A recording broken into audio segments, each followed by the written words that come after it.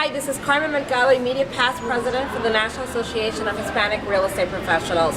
As all of you know, on the East Coast, there was a devastation with Sandy, and many of our members and their family members of the Latino community got affected. And we really are honored and humbled to hear that the San Diego chapter, as well as the our chapters around and the families, are really there to support our New York and our East Coast folks.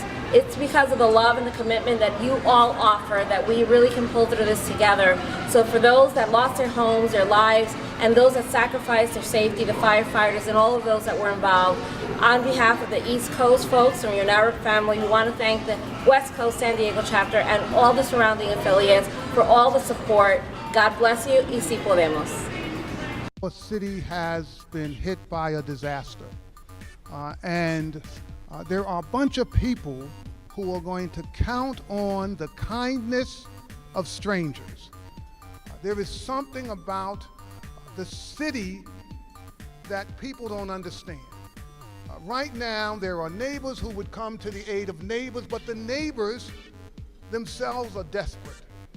You are in some of the most vulnerable communities in our city. Let us know what those communities are and what's going on in the communities you serve. So Make the Road New York is a network of community-based centers that takes the tools to eradicate poverty into the neighborhoods where immigrant populations live and work, right? So the dense immigrant neighborhoods with really high need.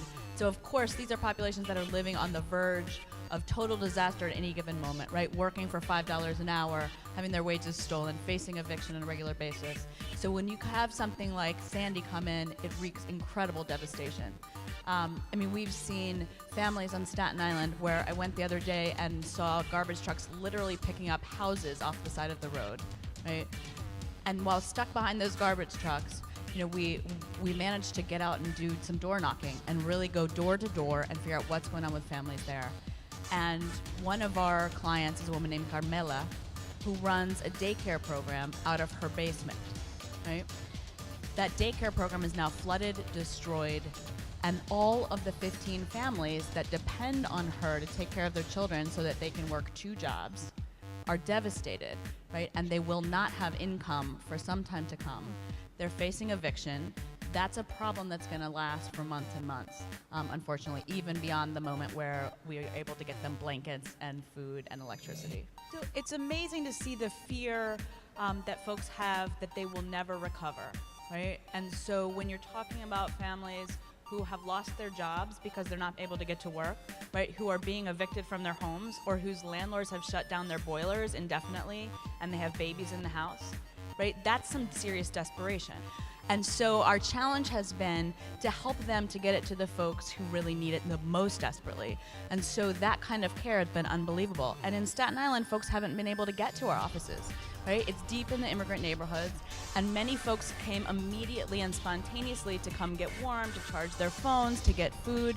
But those that couldn't come, we're reaching by taking the hundreds of volunteers who come in our doors and going to them, right? Knocking on their door and saying, what do you need?